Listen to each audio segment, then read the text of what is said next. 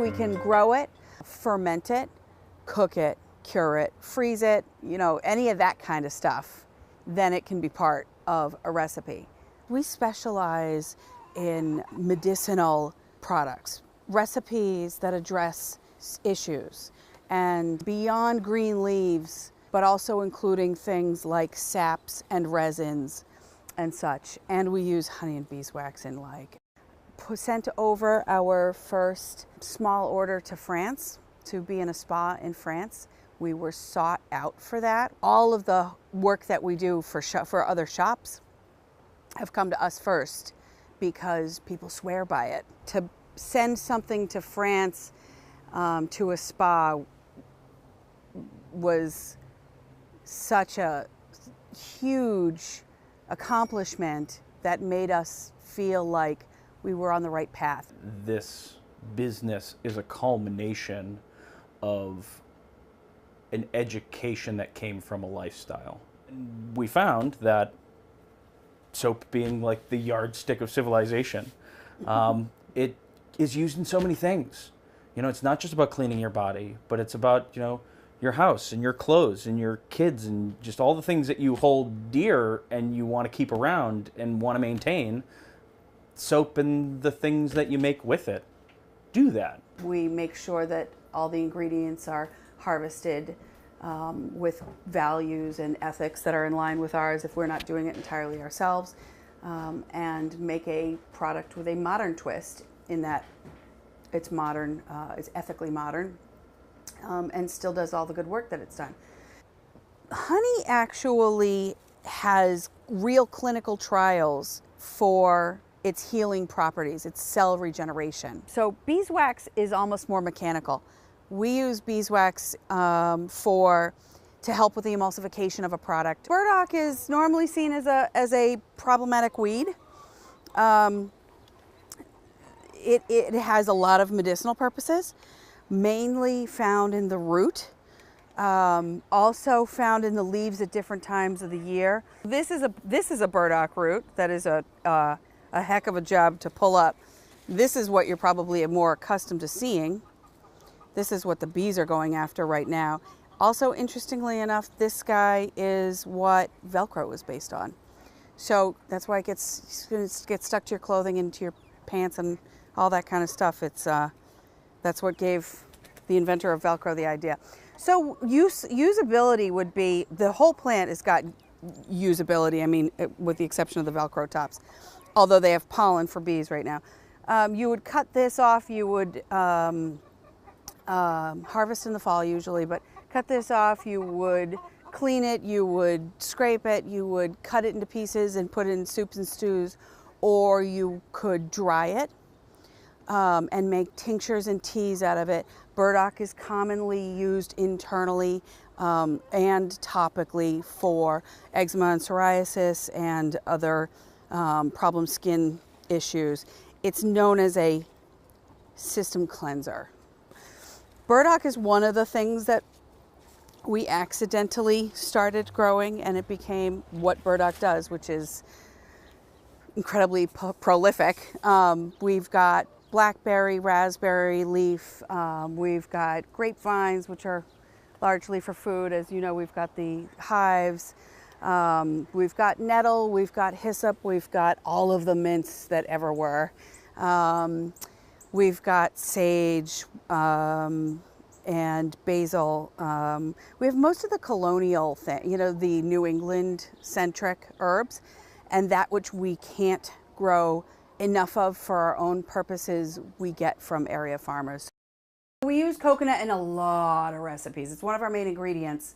We use it in soap because it makes a good medicinal bar of soap have a pleasant, usable lather, which is part of what gets you clean. Additionally, coconut oil in a soap is like, so we use different volumes of it. A little bit of coconut oil makes a nice lather. A lot of coconut helps with acne maintenance.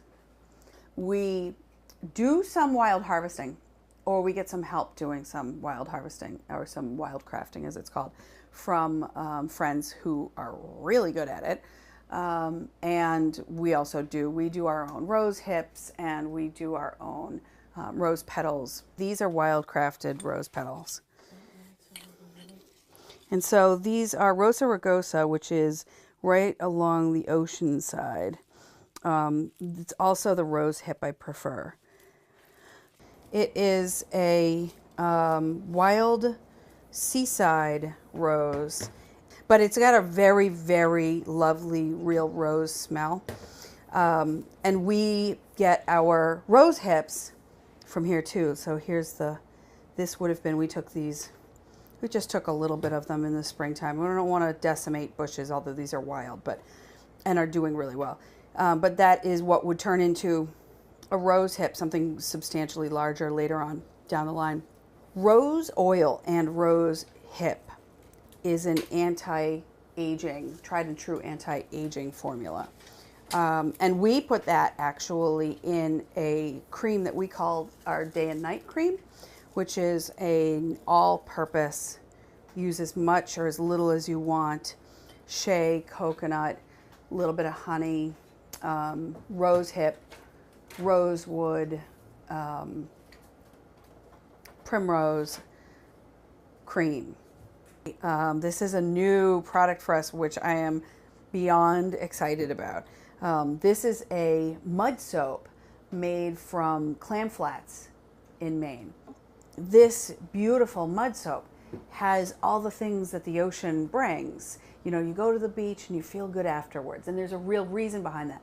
There's magnesium, there's minerals, there's salt, there's all these wonderful things in the ocean that make me feel so good.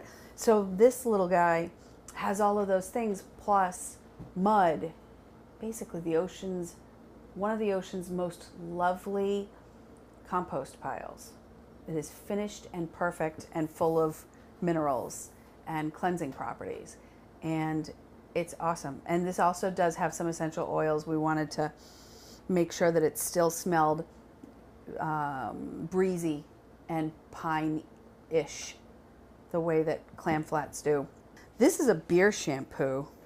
It is black as night. This is a chocolate oatmeal stout shampoo that is made in collaboration with Navigation Brewery in Lowell. They make a lovely chocolate oatmeal stout. They make a number of lovely beers that we turn into other things, which you can actually see that. And beer, the hops in beer is fantastic as a shampoo, but you can see how very sudsy it is. And it smells like beer, but it cleans and it gives you a squeaky clean finish with a perfect shine, body, conditioning, and softness that you don't get from a sodium lauryl sulfate commercial shampoo. This is a bug spray that I make. Only the essential oils that have been clinically tested and proven useful in bug repelling. This is broad spectrum, does ticks, mosquitoes, does everybody. Because it's not DEET, doesn't create like the bubble of protection, also doesn't interrupt any of your ability to think and breathe and be healthy. Bugs do fly in the area, they don't bite.